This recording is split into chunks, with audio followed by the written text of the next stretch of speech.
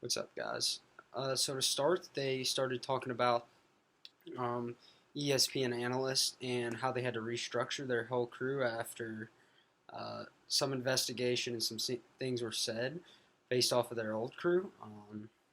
I think this podcast went into a lot of depth about ESPN and the NBA daily shows and about who's going to be the announcers for each. And when it comes down to it, I don't really think it matters. I think they should focus on the NBA games itself. I mean, NBA Daily and stuff, all that stuff's great, but in all reality, it brings in a small amount compared to what fans and the actual game itself brings in. So, if I had to suggest anything, it would be to stray away from worrying about so much about these shows and worry more about what's going on the court. Um, the next interesting thing I found was when they talked about how the college football playoff or the championship is getting moved up to January 10th instead of the 17th.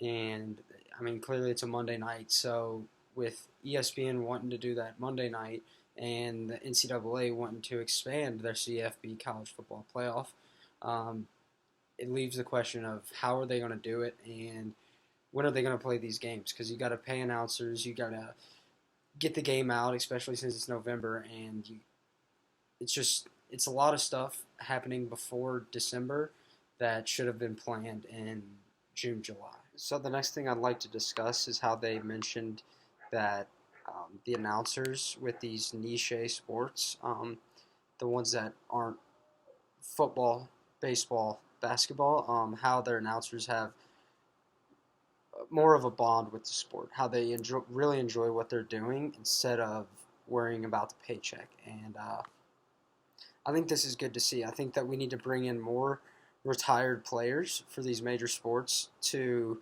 kind of connect with the audience because people can only listen to Joe Buck and Stephen A. Smith for so long before they're like, okay, we really like this guy or we really hate him. So I think if you continue to bring in guys like David Ortiz or Alex Rodriguez for Fox Sports games, I think you're going to see a bigger boost in attendance for these shows because we grew up with watching these guys play.